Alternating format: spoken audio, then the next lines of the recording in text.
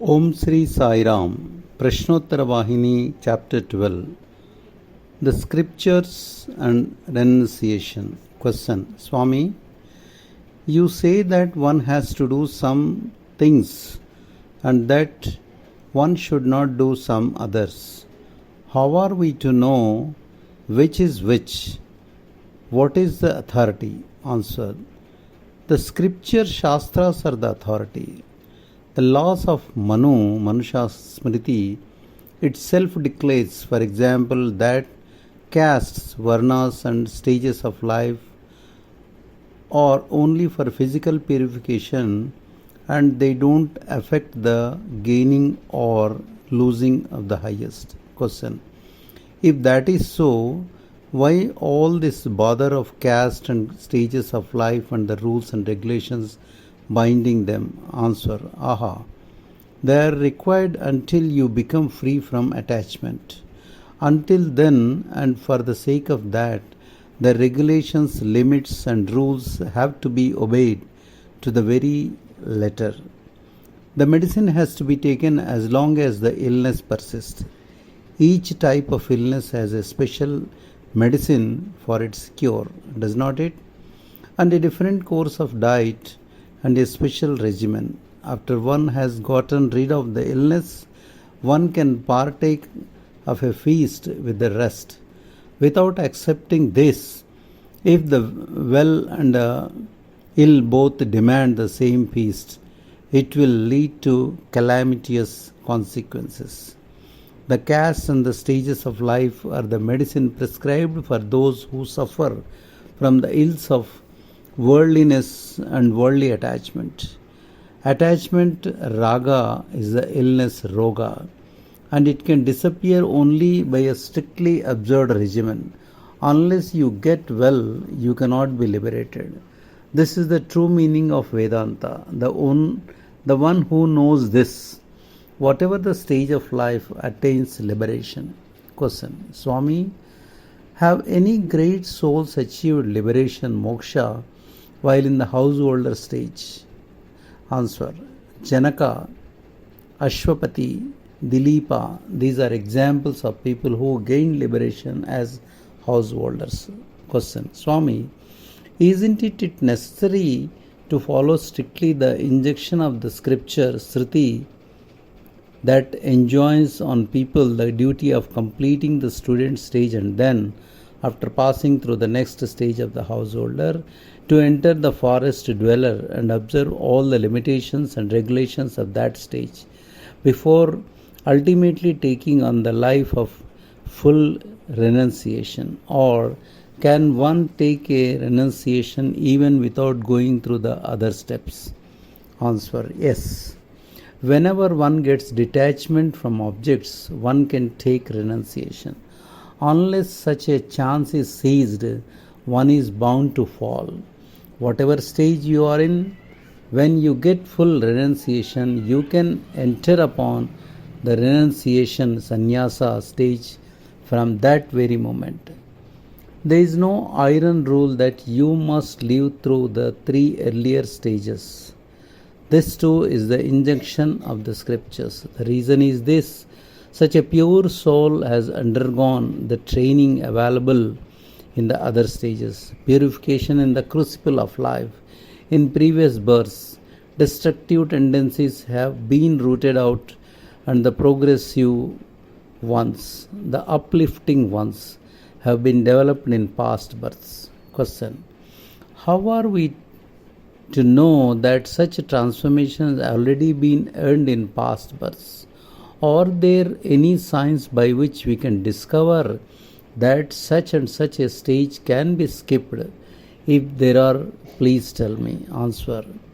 The fact that a person has no inclination for the other three stages, that one has no attachment or attraction towards them, is a clear sign. If detachment has developed in the past birth, the inclination will be absent, since the awareness that only the Atma is real has dawned. The person is unattached to the three earlier stages of life. When renunciation has appeared, one can give up worldly life even though the series have to be overstepped. This is approved by scriptures.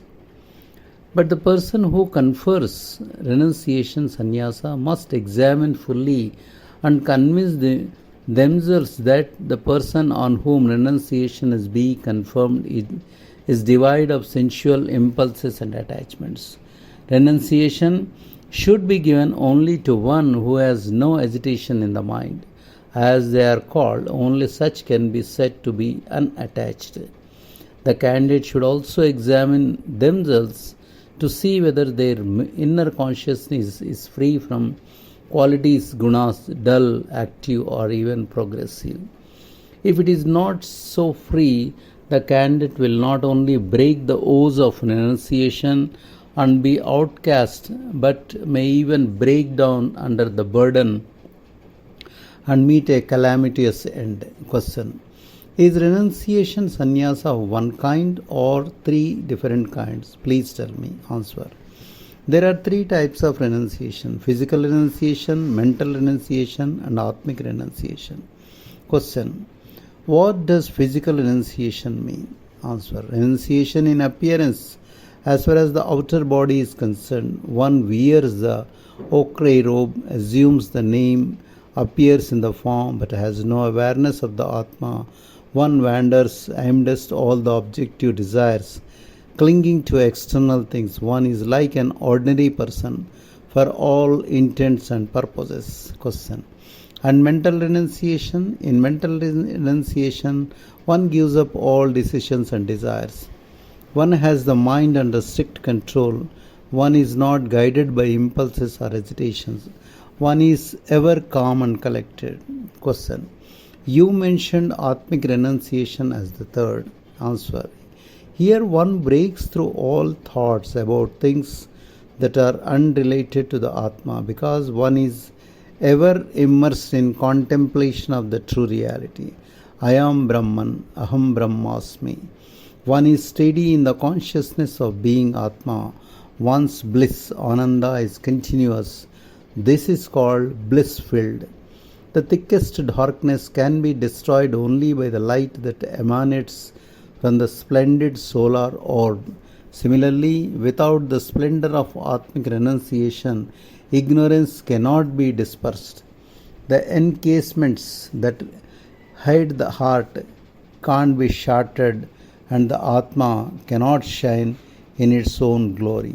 Question: how are these types attained? What are the signs that they have been attained? Answer: outward renunciation, deha sannyasa, is attained by discrimination between the eternal and the temporary, the evanescent and the everlasting. Mental renunciation, mano sannyasa, is reached by conquering the waywardness of the speech, senses, and mind.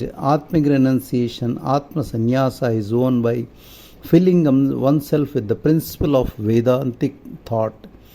When these educative influences become strong and you are well established in these virtues and attitudes, then you can get liberated as a result of their combined efforts. Question: who among these are really fortunate, their lives being spent in a worthwhile way?